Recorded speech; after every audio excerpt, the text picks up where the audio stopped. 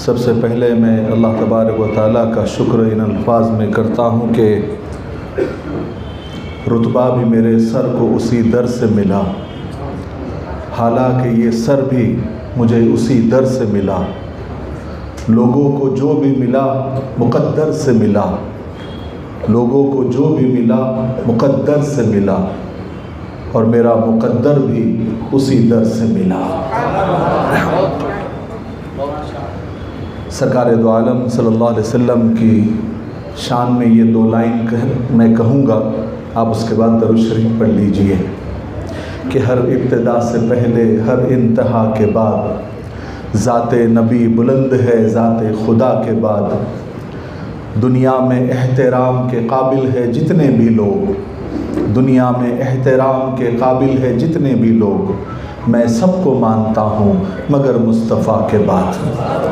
اللہم صلی علی سیدنا و شفیعنا و نبینا مولانا محمد مبارک وسلم۔ مولانا غیاث صاحب نے اتنی پرمغز تقریر کی کہ ہمارے لیے انہوں نے کچھ چھوڑا ہی نہیں، میں نے اس کا اظہار کر دیا۔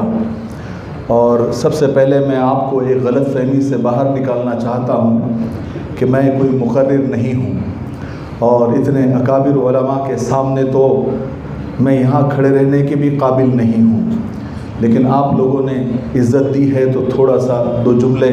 میں ضرور کہوں گا۔ اور ایک بات اور میں بتا دوں کہ میں اس جلسے میں آ کر دو بڑی شخصیتوں سے میری ملاقات ہوئی، اور میرا یہاں آنا، حالانکہ میں شولہ پور شاید تیسری چوتھی مرتبہ آ رہا ہوں یا زیادہ بار بھی،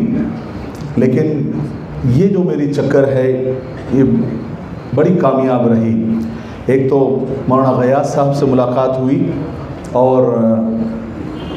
مولانا پی ایم مزمل صاحب، میں آپ کو بتا دوں کہ میں غائبانہ ان کا مرید ہوں،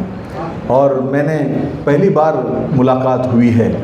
تو میرے لیے بڑی خوشی کی بات ہے کہ میں آج روبرو یار ہوں، اور حضرت کے سامنے میں بولنے کی جسارت کر رہا ہوں، تو اندر سے ذرا گھبراہٹ بھی ہو رہی ہے کہ اتنے بڑے مقرر کے سامنے میں کھڑا ہوں اور بولنے کی ہمت کر رہا ہوں، بڑی بات ہے۔ مولانا کا میں یعنی بہت بڑا فین بھی ہوں، فالوور بھی ہوں۔ مولانا کا جو انداز ہے بات کرنے کا اور جو پرمغز ان کی تقریر ہوتی ہے، ماشاءاللہ۔ عشق کی راہوں میں کبھی یہ کرامت نہیں دیکھی، عشق کی راہوں میں کبھی یہ کرامت نہیں دیکھی کہ یار سامنے ہو اور دیوانہ ہوش میں رہے۔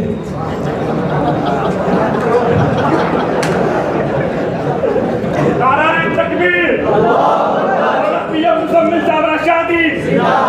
بڑا غیاث صاحب رشادی، بڑا مفتی مفتاحی صاحب۔ آج تنظیم ہمدرد، یہ جو نوجوان علماء کرام ہیں، یہ جو کام لے کر چلے ہیں، یہ بڑا زبردست کام ہے، اور ویسے بھی جو نوجوان علماء کرام فارغ ہوتے ہیں ان کے بڑے جذبات ہوتے ہیں، بڑا کام کرنے کا دل ہوتا ہے، اور وہ جب ہم مدرسے سے فارغ ہوئے تھے نا، اکثر علماء کرام جو مدرسے سے فارغ ہوتے ہیں تو اللہ جانتا ہے، یعنی اگر میں قسم کھاؤں اس کے اوپر تو حانث نہیں رہوں گا کہ پیسہ کمانا مقصد نہیں ہوتا ہے، کیونکہ ہمارے ماں باپ بھی اور ہمارے استاذ بھی ہم کو پورے 14 سال یہی سمجھاتے ہیں کہ اگر تم سے پیسے کموانا ہوتا تو تم کو عالم حافظ مفتی ہم بناتے ہی نہیں، تم قوم کے نام، تم قوم کی خدمت کے لیے وقف ہو، اور تم کو قوم کا ہی کام کرنا ہے۔ اور جب مدرسے سے فارغ ہوتے ہیں اور جب کام کرنا جب شروع کرتے ہیں، جذبات ہوتے ہیں، عزائم ہوتے ہیں، ارادے ہوتے ہیں، لیکن سب سے بڑا مسئلہ یہ آتا ہے کہ وسائل نہیں ہوتے ہیں۔ ہمارے استاذ مولانا عبدالحمید راہی صاحب ایک مثال دیا کرتے تھے کہ جیسے کہ مور ہوتا ہے، وہ جنگل میں اپنے پروں کو جب دیکھتا ہے تو خوش ہوتا ہے اور ناچنے لگتا ہے، اور جب ان میں پیروں کو دیکھتا ہے تو وہ رونے لگتا ہے۔ ایسے ہی بیچارے جو علماء کرام ہیں ان کے عزائم بہت ہوتے ہیں، جب وہ اپنے عزائم کی طرف دیکھتے ہیں تو خوش ہوتے ہیں، اچھلتے ہیں، لیکن جب جیب کی طرف دیکھتے ہیں تو رونے لگتے ہیں۔ تو یہ جو نوجوان علماء کرام ہیں یہ ان کی ابھی شروعات ہے اور یہ کام کرنا انہوں نے ابھی شروع کیا ہے۔ شولاپور کے لوگوں کا، میں شولاپور کے لوگوں سے چاہے امیر ہو غریب ہو سب سے یہ گزارش کروں گا کہ ان علماء کرام کا آپ استقبال بھی کریں، ان کو سپورٹ بھی کریں، ان کا تعاون بھی کریں۔ چاہے آپ کسی بھی قسم کا سپورٹ ہو، جانی ہو مالی ہو، ضرور کریں۔ اور اگر آپ کچھ نہیں کر سکتے تو آپ ان کے لیے 2 بول اچھے بول دیا کریں لوگوں کے سامنے۔ یہ بھی ایک تعاون ہے، یہ بھی ایک تعاون ہے۔ صرف رسید بنانا ہی تعاون نہیں ہے۔ صرف جب ان علماء کرام کا کام کرنے والے علماء کرام کا اس تنظیم کا نام آئے تو صرف اتنا بول دیا کرے کہ ماشاءاللہ بہت اچھا کام کر رہے ہیں، اللہ ان کی مدد فرمائے، یہ اس رسید سے بڑھ کے ہے۔ اور اگر آپ یہ بھی نہیں کر پائے کہ تعریف بھی نہیں کر پا رہے ہیں آپ، تو کم سے کم جب ان تنظیم کا نام آئے یا علماء کرام کا نام آ جائے تو کم سے کم اچھا نہ برا بس خاموش ہو جائے۔ یہ بھی آپ کا ایک تعاون ہی ہے، لیکن برائی نہ کریں، کرنے دیں۔ جو لوگ کام کر رہے ہیں انہیں کرنے دیں۔ اور جو علماء کرام ہیں میں ان کے لیے کہنا چاہوں گا کہ آپ گھبرائیں نہیں۔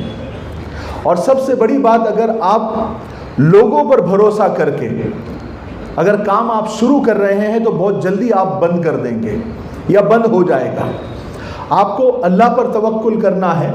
کہ اللہ تعالیٰ ہماری مدد کرے گا، اللہ تعالیٰ بندوں کو کھڑا کر دے گا، یا براہ راست اللہ تبارک و تعالیٰ ہماری مدد کر دے گا۔ لوگ جو ہے